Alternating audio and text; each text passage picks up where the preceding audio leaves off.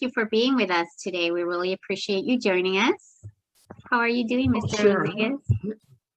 No, I'm fine. No, I'm glad to do this. I'm real proud of having gone to Fremont, and I push that school whenever I can. A lot of people don't realize that at one time Fremont High School had had a great photography course, and I assume they don't now, but that's where I learned photography and made a career out of it. My parents were from Texas, both Mexican Americans. Well, my dad was born in Mexico. My mom was born in Laredo, Texas. They came here on their honeymoon, to LA on their honeymoon. So they stayed, and fortunately for me, I'm born in this great city. And luckily, again, I was in the Fremont district. I lived on 60th and Avalon, so I could go to Fremont. And I didn't realize at the time, but of Fremont's photography course. And when I first got there, I needed an elective, and one of my schoolmates said, take photography, it's easy. So I did, and that's how it all began at Fremont High School. I mean, it has to be known, the photographers that they turned out, because like, well, myself anyway, and I think everybody that stresses to be a photographer, Life magazine is like the holy grail. And that's what I stressed to do. I studied Life magazine so much because I wanted to do what those guys did. And a quarter of them, 8 photographers on the staff at Life magazine, they went to Fremont High School. A lot of people don't know that. I mean, some of the iconic photographs are taken by Fremontians, guys that went to Fremont, not necessarily all at the same time, but they, like the picture of Rita Hayworth, that pinup of World War II, that's taken by a guy that went to Fremont.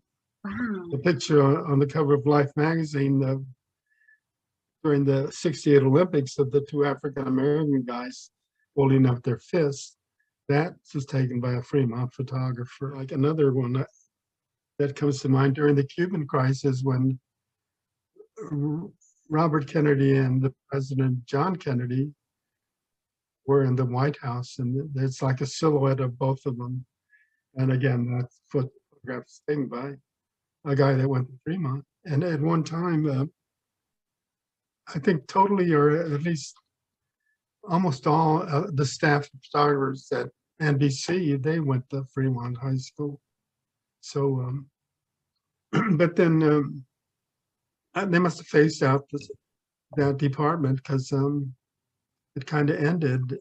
And myself and a couple other guys were probably at the tail end of that great photography era.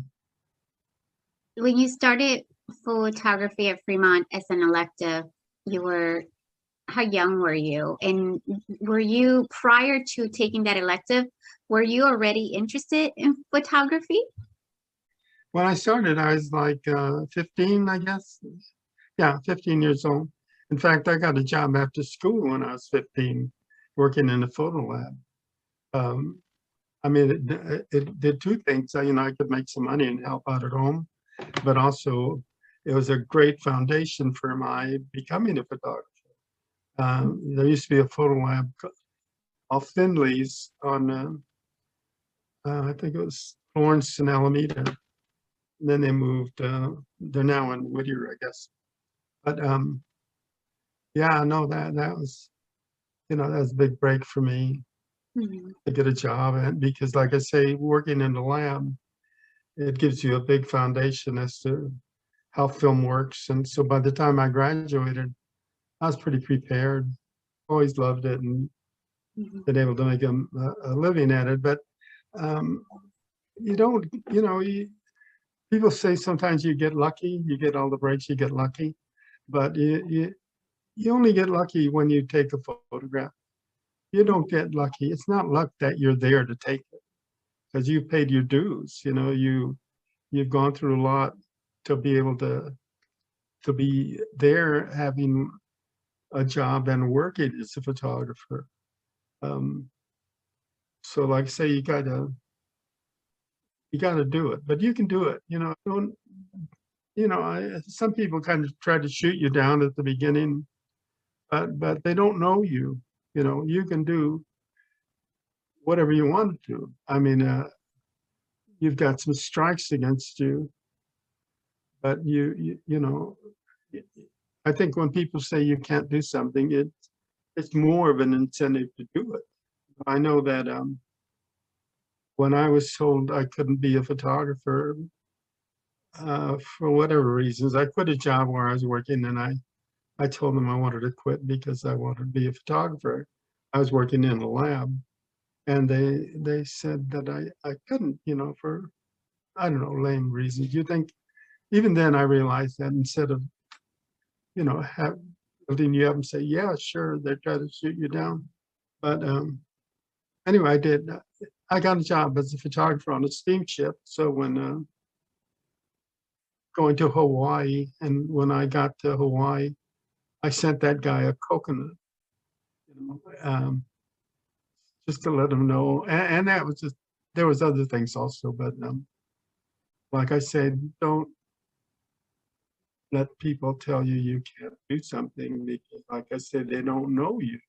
You know what you want to do, and then you dwell on it all the time, depending on what it is, different goals. But like I say, don't believe people that say you can't, because they don't know the drive that you have, and your background. I mean, I was raised first. When I was born, we lived actually, I was born in South Central, but then my dad had a shoe repair shop. We lived on Skid Row. We lived on 7th and San Pedro. And we went to, me and my brothers, we went to 9th Street School downtown. And it was referred to later on as I grew up, people called it the Skid Row School. And unless you told me, I would never feel that. I never thought that. I thought that great, the grammar school, the teachers were really good. And then anyway, from there we moved to South Central, and that's why I went to Edison, then I went to Fremont. What was it like to be raised or in growing up in South LA during your time? In South Central, you mean? Yes. Well, this is, like when I went to Fremont, I graduated in '55, so it's a whole different time, a long time ago. And I think the schools were supported more. I think the art departments, you just took it for granted, they would always be there. And now, depending on where the school is, it depends on how much support you get. But for me, it was great. Yeah, I mean, Fremont at that time, it physically was different. It was like a university. I mean, in front of the school sat back about, I don't know, about 200 yards, 300 yards from the sidewalk. It was all lawn, and it was a big 2-story, beautiful, like purple brick building. And the only thing that remains is the auditorium. The whole school is like that. I mean, it was beautiful. And so, and there were a lot of activities. There were so many different clubs that you could join, whatever your interests were. It seemed like there was always a club that you could join to be a part of. So can you share with us about your career path? I never really planned anything, but I did a book about 3 years ago, and it was called Double Vision, The Photography of George Rodriguez. And it's called Double Vision because I worked a lot in the Hollywood entertainment area, but also a lot of civil rights stuff, a lot of the Chicano movement, United Farm Workers. But I also did a lot of it, rock and roll, it's amazing, like I say, how it goes. You don't plan it. When like I say, after school, I got a job in the photo lab. So from there, progressively, I kept changing jobs because the money was better, and eventually I ended up in the Hollywood area. And so one day, this guy approached me about working for him and going to Columbia Studios because Columbia Studios had closed their photo lab because they couldn't support it. But if we combined all the studios, or not all of them, as many as we could get, I could process their film. So that's what happened. Um, this guy that had the lease, I guess, on the Columbia lab, he would go around collecting film from the studios, and I set up a film line to process the film. It was Ektachrome transparency film, because that's what I had done when I was in high school. I mean, after school, when I worked in that photo lab that was in the neighborhood. So often, I would go somewhere and like I recall somebody telling me there was an opening at NBC, on the NBC lot. And you think, wow, that's like these icons you only hear of in NBC. It's out there, but you're not a part of it, but it's there. So I went and applied for the job, and I got the job. And then and there's a big unknown as to how it's going to go. But the difference is in Hollywood unions is that, like, my parents, they didn't have that background. They don't. They can't get me a job or hand a job down to me. So that's why there's a big difference. And you can, it seems the difference comes often is that there are unions, and you don't belong to the union, so you can't necessarily get a job there. Was it difficult to find work in Hollywood during those days? Or was it based on whether you were union, non-union? Well, yeah, no, absolutely. If you're not in a union, you can't work. I mean, you can, it's different today, but it's gradually changed because there's a lot of, I think, non-union shops, but so you can work, but the big films are union, so no, you cannot work there because you're not in the union, and then it's difficult, it's difficult to get those jobs. But again, eventually I got in the union, so like I say, you can't tell people. I mean, you can't listen to people say you can't do it. I mean, it's a hard struggle. So that's how I got into working in Hollywood in the photo labs, and also what I did in the '60s, there was a lot of activity on the Sunset Strip, and I would go down there and shoot stuff on different groups, and taking my pictures to the record labels, and sometimes they'd buy them, sometimes they didn't. I did the photos on the first Jackson 5 album, the liner photos, and that's a big deal for me. I shot a lot of really great stuff on N.W.A, on Eazy-E and Ice Cube and Dr. Dre. Wow. I think people find that surprising, but like I said, it's a really incredible stuff because I realized this is very special. When you take pictures, some people, it's just a job, but sometimes you get in a situation where, there's something happening here. And that was like the case with the United Farm Workers. I got an assignment from West Magazine to go to Delano and follow Cesar Chavez around, do photos on him, and that's when you realize there's something happening here. It's this individual is not, another person, and you feel that. It's rare, but occasionally you feel that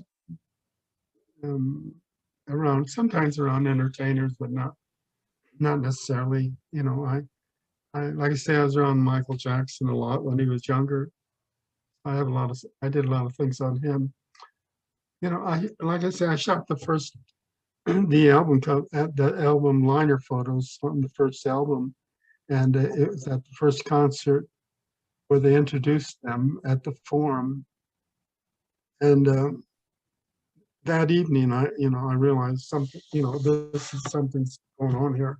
Immediately overnight, the Jackson 5 was superstar. You don't often feel that, but sometimes you do. And I felt that around N.W.A, around Eazy-E, that this is the real deal. These guys, they're so real that I think people don't realize what they were telling them. But I remember when I shot N.W.A the very first time, and Easy gave me some cassettes, and I played one in my car, and I couldn't believe it. I just couldn't believe it. I mean, they were talking about the way it really is. But straight out of Compton, I probably wore them out. I had 2 cassettes. They're inspirational. Yeah. And that's amazing how you met them at the beginning of their career, and then you just saw them blossom from there on. Oh yeah. Sometimes you kind of know, but you never. I don't know. I did pictures of a lot of people at the beginning, and you never can really tell, how big they're going to go and if they're going to make it. But certain people, that they're going to be huge. Just like I say, the Jackson 5 at that time, it wasn't just Michael Jackson, it was the Jackson 5, but also N.W.A. You never have been around anything like that. I mean, you can tell. Were those the celebrities that impacted you the most when you met the Jackson family and N.W.A? Well, it's funny. Like I say, I was around Janis Joplin, but that's the thing is that anyways, it's a little bit of a story because I don't have any pictures of Janis Joplin. But here's what happened. I was in a recording studio shooting the Byrds. The Byrds were a big group, and down the hall I could hear a voice that sounded like Janis Joplin, and so I asked one of the guys, actually one of the Byrds, "Is that Janis Joplin?" He said, "Yeah. Do you want to meet her?" And I said, "Oh man!" So we walked down the hall, and he introduced me, and then we had to get back. So it's just me and Janis Joplin and an engineer, and they're playing back her music, and had all my cameras, and so I thought I got to go, but I wasn't meant to be there, and I said, "Do you mind if I take a photo?" And she thought about it, and she said, "No, not now, honey." And so I had to respect that as much as I wanted to. Um, Even when she came into the area where the Byrds were recording, I still didn't take her photo. But those are very special moments, until I did the book, I didn't realize that I had so much of that. It's just like I shot the Doors, and when I worked at Columbia, I would stay late and work on my own things, and so around 1 in the morning, Jim Morrison came down with the manager at the time, and so we just sat there and looked at proof sheets, and like I say, you don't dwell on those things, but later on, they mean so much, and not so much to yourself, but to other people. Mhm. I mean, they do. It's history. Yeah, and you never know exactly. Like rock and roll history is really interesting. I know I shot the Doors. I had to shoot an album cover on Van Morrison. I think it was called Brown Eyed Girl. I don't. Um, so at the time, Van Morrison was in a group called Them, and so the last set, and the Doors were the house band at the Whiskey at that time. On the last set, one band stayed on and the other band joined them. So here was the group called Them with Van Morrison, and Jim Morrison on the same stage singing together. In fact, they're singing a song called Gloria. And so I was fortunate to be the only photographer around that night. And so I have those are historical photos, Jim Morrison and Van Morrison together. When you were shooting Hollywood, you were also shooting struggles of our community. Oh yeah, no, absolutely. I know. I spent like 12 years at Columbia, and that was primarily during the '60s. So I would, go on my lunch hour, and I could do it because I managed the lab, and so I would take off if I knew something going on. Like I would go down to Roosevelt High School because they were having walkouts on my lunch hour and take some photos, and then come back to work. And that happened a lot. It didn't, when I shot civil rights kind of stuff and also entertainers, I mean, it never met. I mean, they never meshed, those two worlds. But because, of someone like myself, when I knew I was going to shoot N.W.A, I wanted to get a background made. So I used to be around the Salesian Boys and Girls Club a lot in East LA. And in that neighborhood, there's a lot of graffiti on just big pieces. And I asked the priest there who did that stuff, and he told me Larry. And so I went to Larry's house and I asked him if he would be interested in making a background for me, just the N.W.A logo, which he did, which I still have. And so I shot N.W.A in front of that background, and I had them sign it. So I still have that, and hopefully eventually it ends up in a museum somewhere because it's got the signatures on it. Easy. When did you begin shooting the United Farm Workers movement? Well, it's like everything else. You hear of people, like even today, there must be somebody out there that you're hearing about, but it's only like a legend. You don't never, you're not there. But photography, it seems to take you often exactly where you want to be, because there used to be a magazine, a supplement with the LA Times called West, and they kind of put me in a Chicano bag, Mexican American bag, where if they had anything to be shot related to Latinos, and I would be the guy, But that was great, that's really good. But it also kind of may limit you because you don't get certain other stuff. But anyway, so that's how I was assigned to go up to Delano and spend some time around Cesar Chavez. So I was in heaven. I mean, that's exactly what I wanted to do. And so Cesar is one of those people that are very special. Like I say, there's something's going on here. And it's a movement of a lot of people, but with one leader that they, it's like they idolize the person, so it's different. What struck you the most about the United Farm Workers movement and Cesar Chavez? Well, that you could tell, Cesar is a very humble guy. He reminded me of my uncles, that they're not into it for themselves. He's a farm worker and he saw what the problems and he's trying to solve them. And that's, I think you're thrown into something you don't necessarily want to do, but nobody else is doing it, so you got to do it.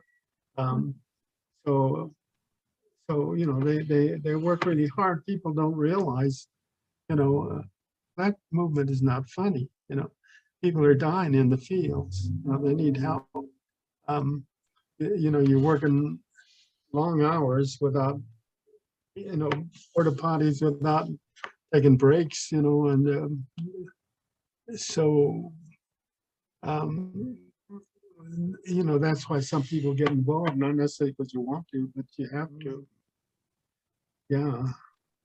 Dolores Huerta and Cesar Chavez started that union together and she's 91 years old now. And she's still out there campaigning, and She's been a strong voice for our community for a long time. Picture is the most memorable for you out of Hollywood, and which one is the most memorable for you out of all the struggles that you saw in our community? well, it's hard. Hollywood is pictures that I love. I mean, in entertainment, for me, I love to do portraits. So if you ever got, an assignment to do a portrait on somebody that was somebody, like Michael Jackson, like Eazy-E, you try the best you can. So I'm real proud of those photos because they really matter. It's not a grab shot. You're not at the Grammys or the Soul Train Awards shooting them, from a bleacher. You're there because they're in your studio, and that I'm real proud of. But occasionally you'll get people together that again, like I say, my photos of Jim Morrison and Van Morrison I love, and also I don't know, I have a picture of Dr. Dre and Snoop Dogg and Ice-T together, and they're very informal kind of photos. I don't know. I'd have to really think about that. But civil rights, I mean, I have what's called the iconic photo of Cesar Chavez, and that's one of my favorite photos. And there's a lot of civil rights because that can be very powerful. Right now, at Plaza de Cultura, the museum downtown, their signature piece. The name of the show is called Patriotism and Conflict, and their signature piece is the picture that I took of a soldier, and this is 1970. So and he's just like coming home. He's walking through a neighborhood. That's pretty powerful, I think. But it's funny to me, how when you take the photos, you don't realize, what they'll become later on. I have another picture that I love is there's like I'm always roaming the neighborhoods. Just if I see something, then I got to take a picture of it because if you don't shoot it now, tomorrow it's going to be gone, and you'll regret you didn't do it. That happens. That really happens. But anyway, I saw this kind of graffiti, kind of a mural, and it said "Peace for Christmas." This was said "Peace for Christmas." So I stopped, and then I had to get a picture of that. And then there was a kid there, standing in front of it. Not a kid, like a teenager from the neighborhood. And so I took a picture of him in front of it. And it's like a dead serious picture, not anything comical or funny. It's just, he's serious about it. I love that. And there's pictures like that it's when things are not posed, when you're just, I spend a lot of time roaming just around in the barrio because I was working on a book, and I had plans to do this book, but then it was going to be about Latinos, and in fact, it was going to be called "Es Mi Raza." But when I finally got around to doing the book years later, the publishers, the writers told me that no, it's bigger than that, because you worked in so many areas. And so that's why it's called Double Vision. The photography of George Rodriguez, and double vision, of course, meaning civil rights in the entertainment Hollywood area. Pictures that I've seen, it captivated me, and it touched me how, you were able to capture the world of Hollywood, and you were also able to capture, everything that was going on, from United Farm Workers to riots. Yeah, I mean, it's I'm not out there that much anymore because obviously you get older and you know, it's in my case, you know, because I started so early. Um, and then now, you know, not so much because of the pandemic, you don't have many marches or anything, but you had a lot of marches recently, and um, so I'm fortunate that I have, you know, like you know, really good stuff on the moratorium march in 1970. Um, and like I say, you don't realize what how important it becomes later on. You're just doing it. But anyway, so that's why I have so much, because I used to just roam, you know, the audios with my camera, and then whenever you come upon something, you take a picture of it. You know, it's a different time today. Everybody can take really good photographs with their phones. So, Yeah, I was gonna ask you that. What, how do you see it being so different now versus when you started taking pictures? well, yeah, no, I mean, extremely different. Um, Today, everybody's got a phone, even when before the phones, they had their digital cameras, but now with the phone, you can take a pretty good photograph. I mean, the quality not bad, or video with sound. Whereas before, um, even as recent as like 15, 20 years ago, if you were working as a photographer, if you're shooting color, whether you're shooting transparency film, and so much had to be right on for you to get a perfect picture, you know, as far as the color. I mean, first of all, your film had to be hopefully, you know, a good film, and then you can take it to a lab, and then again, you hope that the line that the film goes through is pretty fresh and not outdated. And there's a lot of problems that you could have before, where your film would be off color or dark or light. And now, I mean, even with your shooting digital, everything is right on immediately. You know, there's no questions. I mean, it's just perfect. I mean, technically, and way back, you know, like in the 40s and 50s and before, the quality of all that photographs, they're great because that was a different format. You know, that they were shooting with 4x5 cameras. I mean, 4 inches by 5 inches was your negative. That's how big the negative was. And it makes a world of difference from that to like a 35.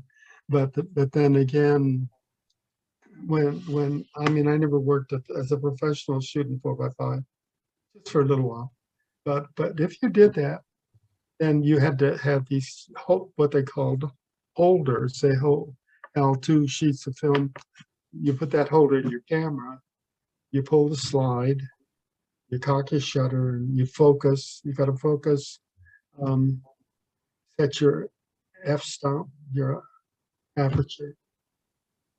And then if you were shooting flash, then you took a light bulb, put a flash bulb in your camera.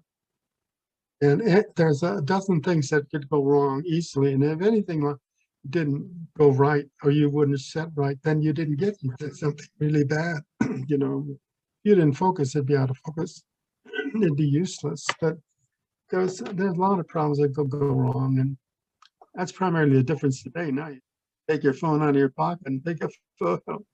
You It know? was a lot more technical back then Oh than yeah, that's it is why. now.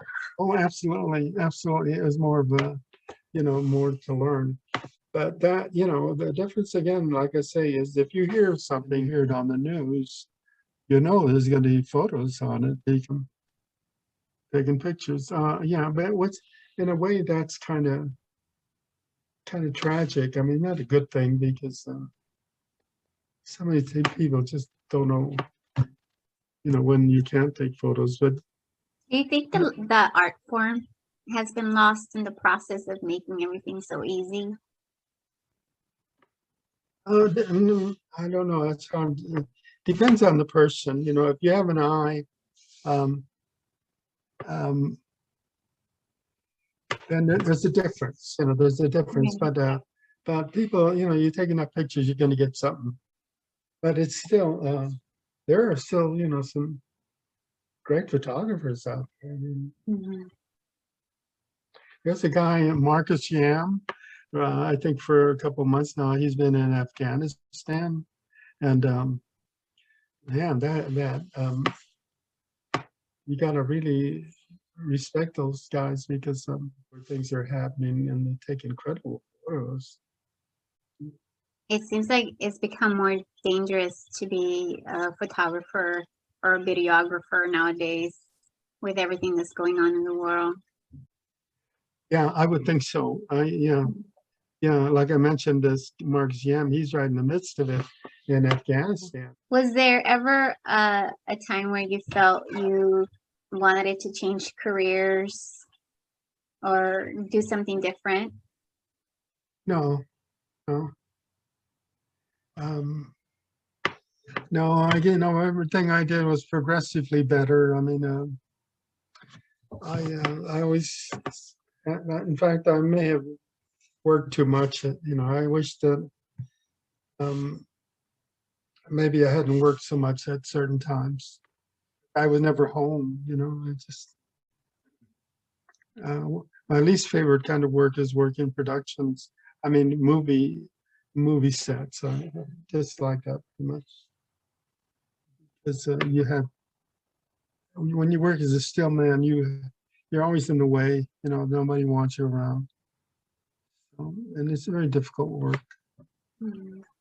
I never liked that. I think my favorite kind of photography was doing headshots. I love doing portraits in the studio, and I like shooting ads, like tabletop, when it's just you and you're not dealing with anybody. Take your time.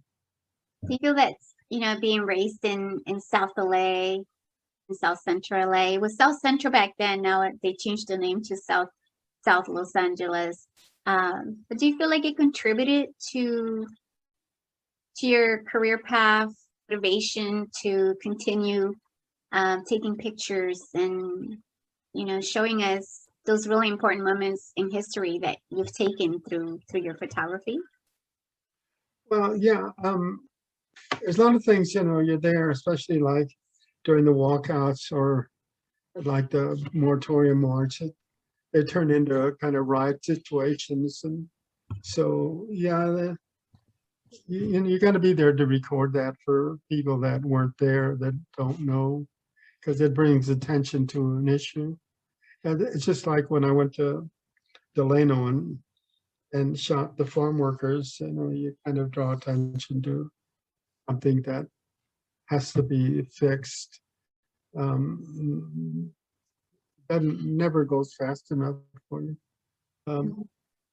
Yeah, I think one thing about living in South Central, there's when it can be difficult. It can be difficult, and for sure, it's not Brentwood, but it makes you stronger. It makes you stronger. And you're not intimidated by certain things. What advice would you give to young kids from South LA? You can do it. I mean, I don't know what your goals are. Sometimes they seem impossible, but like I say, you can do it if you feel it strong enough. But I know that there's a lot of people pushing back against you, but and sometimes it's not easy to do I know in my case, when I started working movie sets, it's a big unknown,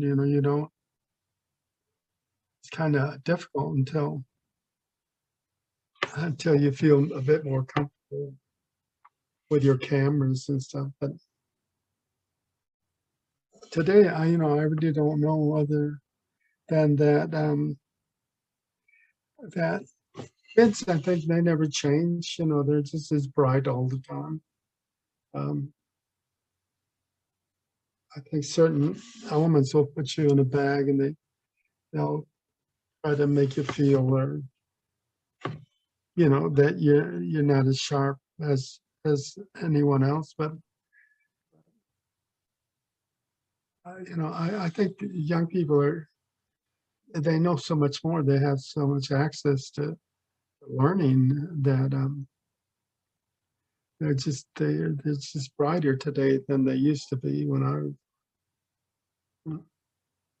It's been you know, I mean, it's just been like, oh, maybe the most about 15, 20 years that we didn't have phones, and today, I mean, everywhere you go, if they're waiting or whatever, people are looking at their phone, you know. Um, that never existed, and basically also the fact that you can make a phone call or someone can call you. I remember, you know, like 20 years ago, if you're working downtown, you have to find a phone to call somebody, and you couldn't find a phone that was working, you know, unless you're in the building or something. Yeah, the payphones, right? Yeah, it's a world of difference. And then you find phones on the street, you don't even want to touch them. You know? I think of my brother that not around anymore. He went around to have a phone, you know. So and that hadn't been that long ago. It's like I'm old enough to know that when I was a kid, we didn't have a television, you know, and they were so rare. Some people did, but most people did not, you know. So it's all relative, I guess. Technology has definitely changed a lot. And did you play Um, sports in high school at Fremont? in junior high, I didn't know when I got to Fremont. The first thing I did, actually, I was in the band at Fremont, and then I got into photography, so I couldn't be in the band anymore.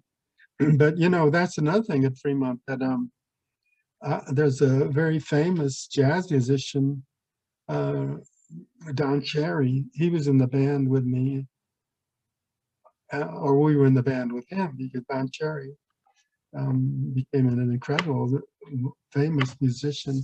But there was a lot of groups at Fremont that did that.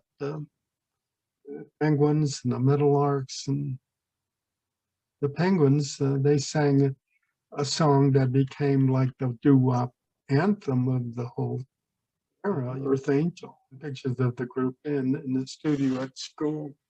I didn't realize they were from Fremont. Were they all graduates? Yeah, they yeah they went to Fremont, and but there was more. There was a group called the Jaguars. They had a song called "The Way You Look Tonight." The lead singer was a Chicano. Yeah, called the Jaguars. Wow, that's really And there was the amazing. Dreamers, Richard Berry and the Dreamers, and the Dreamers later became the Blossoms. Darlene Love was in the Blossoms. She went to at one time there were two schools, I guess, in the United States that were tied for turning out the most Major League Baseball players, and Fremont was one of them. And you know, one thing, she's pretty well known, but he died very, very young, and I had to take pictures of Ricky Bell, and in the conversation, you know, I realized that he realized that we both went to Fremont, you know, and so I remember seeing him a couple other times in different contexts. I don't know where we were, but he would make a big scene. He'd say, hold it, wait a second. We got a Pathfinder in the house. That's, I remember Ricky Bell. That's wonderful. Well, we're Yeah. proud Pathfinders for sure, every single one of us. Wow, there's a guy, his name is Herman Cias. Herman Cias was a student body president at Edison and then later on at Fremont. And then he became the director of the DMV. Yeah, he was in charge of the DMV. Yeah, and there's another guy, well, as you know, Kenny Hahn went to Fremont. Kenny Hahn was a supervisor. We have some great leaders coming out of our community. Yeah. It's really great to hear. I'm just in awe with everything you've shared with us, and it's nice Well, to hear. yeah, I've got somebody did they put together a program or a list of all these groups that came out of Fremont, singing groups, and I'll share that with you later. You know, I can get that to you. Yes, thank you. I would love to. Yeah, I would love to know who they all are. I mean, it's nice to see that we have so many role models out there doing some amazing things and have done amazing things throughout history. Thank you. Are there any words of wisdom that you want to leave us with? Oh man, there. If you make it really big, you know, don't forget your school. You know. Yeah, Oh, I can't think of anything other than that. those You are know, wise words. don't give up. Don't give up. You know, always like they say, si se puede. That's right. Si se puede. Or Fremont was what is it? Find a path for make one. Yeah, exactly. Find a path or make one. Well, thank Yeah. thank you so much for joining us today. It was a pleasure speaking with you and learning more about your history, about art history. Thank you. Oh no, you know, I'm so grateful, you know, to do this, and hopefully it helps. But I am also, you know, want to go to the school and give them a copy of my book. I Yes. mentioned Fremont in there. Oh, it's wonderful. Well, I look forward to buying your book and Oh, looking well, through your pictures. they sold out the first edition, but there's a second edition being printed, and I don't know when it'd be done. I was told in August, and then by Christmas, and now next year sometime. So, but I'll, you know, keep in touch and let you know. Yes, please do. Thank you so much. Sure, thank you.